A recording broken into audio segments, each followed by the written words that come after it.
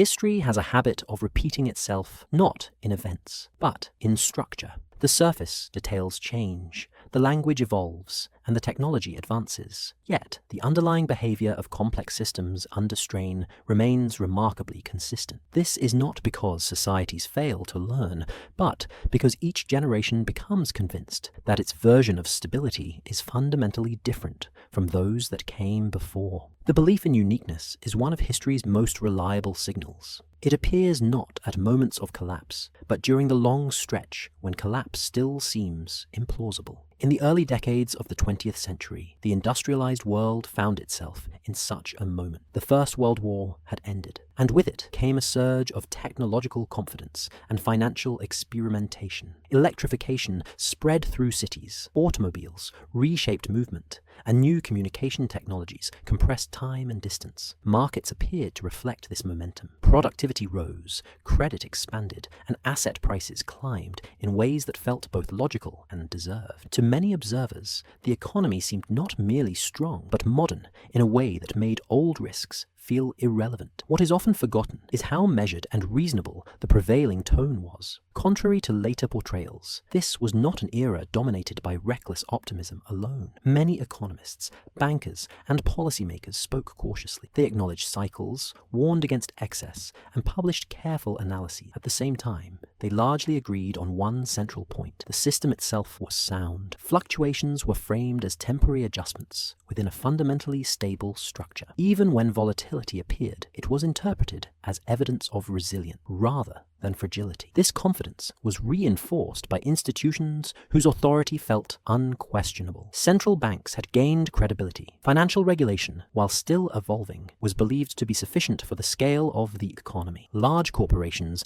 appeared disciplined and professionally managed. The memory of earlier panics existed, but they were increasingly described as artifacts of a less sophisticated age. The prevailing assumption was not that downturns had disappeared, but that their consequences would be limited, contained by better tools and better judgment. Public commentary reflected this belief. Newspapers spoke of a new economic era without sounding euphoric. The language was restrained, almost academic. Growth was framed as the natural result of efficiency and innovation. Rising stock prices were not portrayed as speculative excess, but as rational reflections of future earnings. Even ordinary households began to internalize this logic. Participation in markets widened, not because people felt greedy, but because they felt informed. The system appeared legible. Risks seemed quantifiable. Beneath this surface calm, however, structural shifts were quietly accumulating. Credit expanded faster than income. Financial instruments grew more complex, often faster than their oversight. Asset values became increasingly sensitive to expectations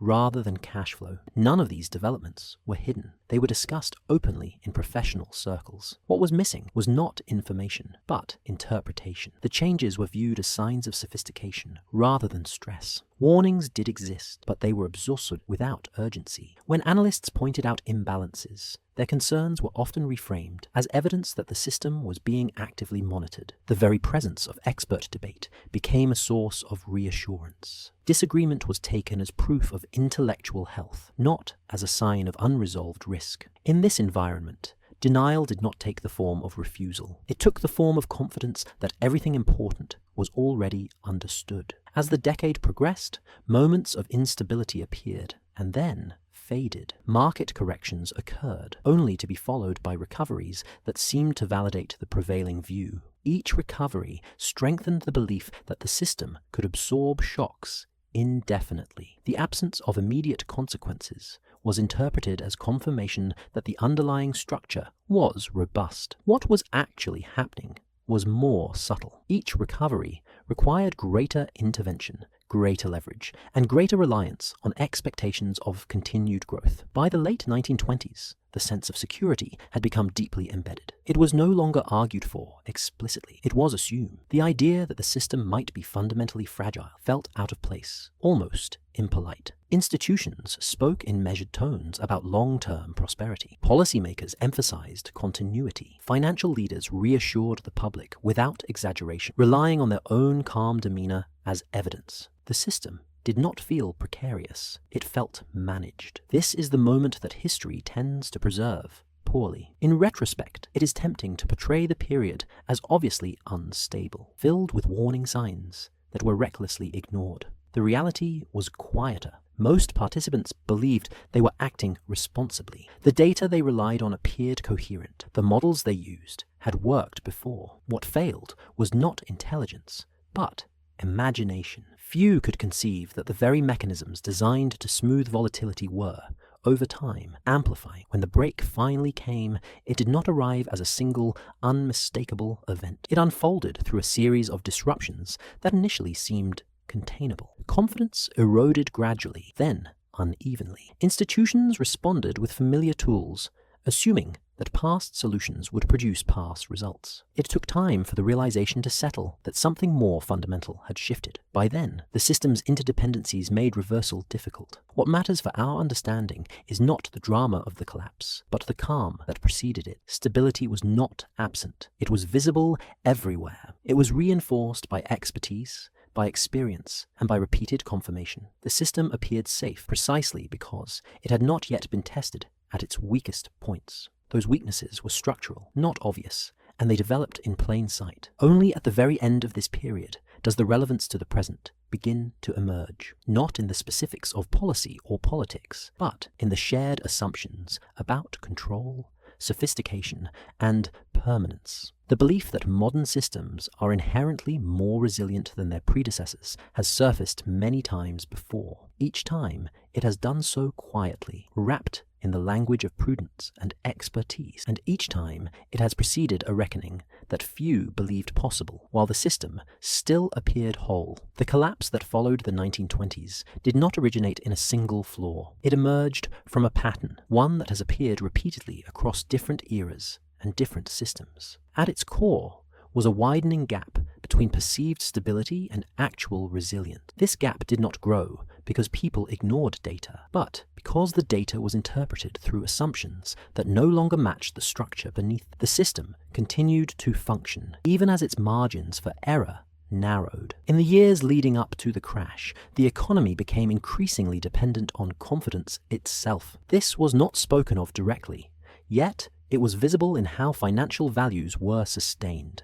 Prices reflected not only present conditions, but expectations of continued expansion. Credit acted as a bridge between those expectations and reality. As long as confidence held, the bridge appeared solid. The problem was not that confidence existed, but that it became a structural component rather than a psychological. This dependence introduced a subtle fragility. When outcomes rely heavily on expectations, small disruptions can carry disproportionate weight. In the 1920s, this fragility was masked by growth. Rising output and technological progress provided a convincing backdrop. It was easy to assume that underlying strength would absorb any temporary shock. What was less visible was how interconnected these expectations had become. Financial institutions, businesses, and households were increasingly aligned around the same assumptions, reducing the system's ability to adapt when those assumptions were challenged. Another element of the pattern involved the role of leverage. Borrowing was not treated as a sign of desperation, but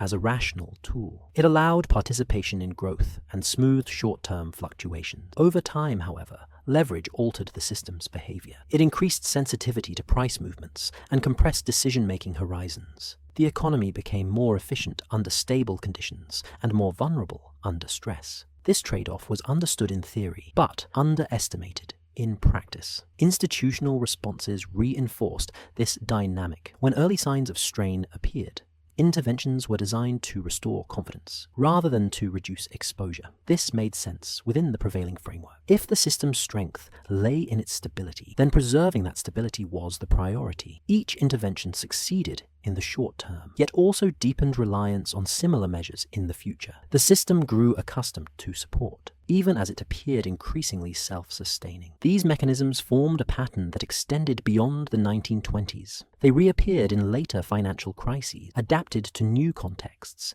but retaining the same core structure. What makes the present moment noteworthy is not the repetition of any single indicator, but the re-emergence of this combination of confidence, leverage, and institutional reassurance. The pattern is recognizable precisely because it does not announce itself loudly. It presents as normalcy. In recent years, Economic conditions have again been described in terms of resilience. Growth has been uneven, yet markets have often recovered quickly from disruption. Policy responses have been swift and decisive, reinforcing the perception that tools are available and effective. Financial systems have grown more complex and more interconnected, while also appearing more regulated and transparent. These developments are frequently cited as reasons to expect better outcomes than in the past. At the same time, underlying dependencies have quietly intensified. Modern economies rely heavily on smooth financial flows, stable asset valuations, and continued access to credit. Small changes in these conditions can propagate rapidly through interconnected networks. This does not imply imminent failure. It suggests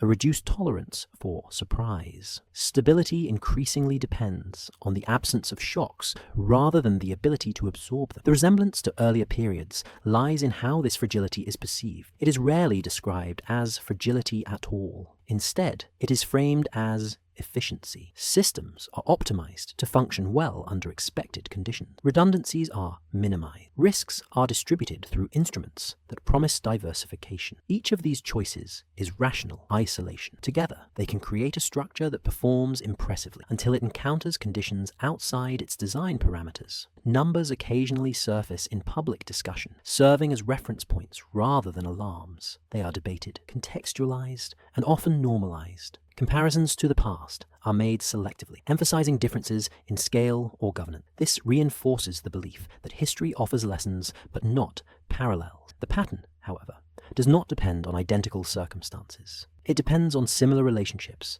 between confidence, complexity, and constraint. What distinguishes periods before systemic disruption is not ignorance, but a particular kind of clarity. Participants understand the system well enough to trust it. They are aware of risks, yet confident those risks are manageable. The language of caution coexists comfortably with continued exposure. This coexistence creates a sense of balance that feels sustainable, even as it erodes flexibility. The present mirrors this condition in subtle ways. Discussions of economic health often emphasize adaptability and innovation. Stress tests and scenario analyses are conducted regularly. These practices contribute to a sense of preparedness. They also risk narrowing attention to known possibilities. History suggests that systems rarely fail along the lines most carefully examined. They fail where assumptions overlap too tightly and where responses are shaped by past successes. The forgotten signal from the 1920s was not a specific metric or event. It was the growing reliance on stability itself as a resource. Once stability becomes an input rather than an outcome, the system's behavior changes. It becomes more sensitive to disruptions that challenge shared expectations. This sensitivity does not guarantee collapse. It does, however, alter the way shocks are experienced and managed. Recognizing this pattern does not require prediction. It requires observation. The structures that supported past expansions and amplified past failures are visible again, adapted to a different era. They operate quietly, without drama, embedded in normal functioning. Their presence does not mean history will repeat in form. It means that the conditions under which history tends to turn are once again familiar. The experience of collapse, for those who live through it, rarely aligns with the way it is remembered afterward. In hindsight, events are compressed into decisive moments, singular dates, and clear causes. In real time, the process feels diffuse and uncertain. What people notice first is not rupture, but delay. Payments arrive a little later. Decisions take longer. Assurances are repeated more often, with slightly more explanation than before. Life continues, though with a faint sense of friction that is difficult to name. This is why collapses feel slow, and then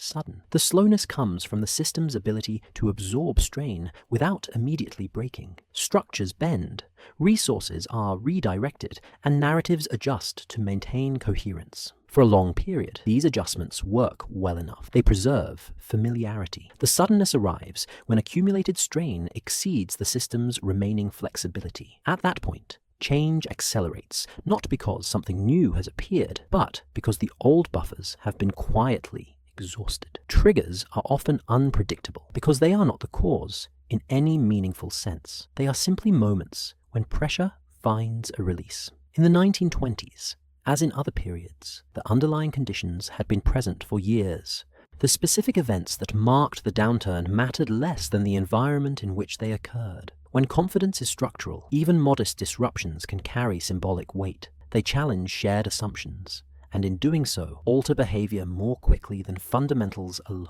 would suggest. For institutions, this shift is often managed through familiar frameworks. Policies are adjusted, statements are issued, and technical debates intensify. These responses aren't inherently ineffective. They are constrained by the same conditions that shaped the system's earlier stability. Tools designed for correction assume a certain degree of trust and cooperation. When those qualities begin to erode, even appropriate measures can have muted effects. The consequences become most visible, not at the level of states or markets, but in the daily experience of ordinary people. What changes first is not ideology or allegiance, but planning. Long-term assumptions begin to feel less reliable. Decisions that once seemed routine acquire an added layer of caution. People delay purchases, reconsider commitments, and quietly conserve resources. None of this feels dramatic. It feels prudent. Workplaces reflect this shift subtly. Hiring slows